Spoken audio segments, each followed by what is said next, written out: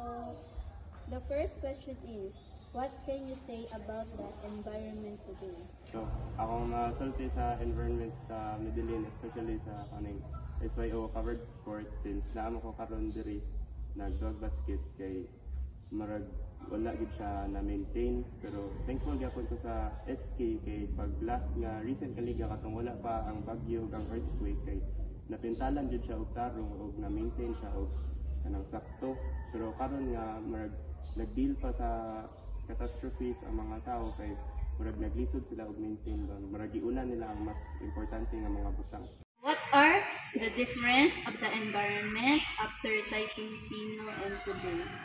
Difference I've noticed is wala kay kung nakabantay sa diferensya kay katong pag Typhoon Tino dito na ako sa Liloan ato kanya after na sa Typhoon Tino like week after that kay dira na ko nilarga balik sa Medellin para mauli, pero pag abot na ko sa Medellin kinakita jud nako nga murag nangaputol ang mga kanang mga greens like fauna dito sa amoa kanang among lubi o among langka kay mga putol jud. Did the typhoon bring problems with garbage, sewage, or pollution in your area, and how did this affect daily life?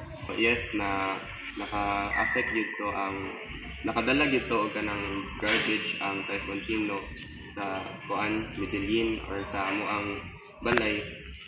Pero sa nabantayan din ako nga since especially kanang ari man ko nagsige og tambay sa SYO kay makita din ako nga na di mga na abot nga garbage nga wala og kabalo kasi gikan, so murag nag-assume ko nga gikan to sa Typhoon Tino jud. What environmental challenges remain today after Typhoon Tino?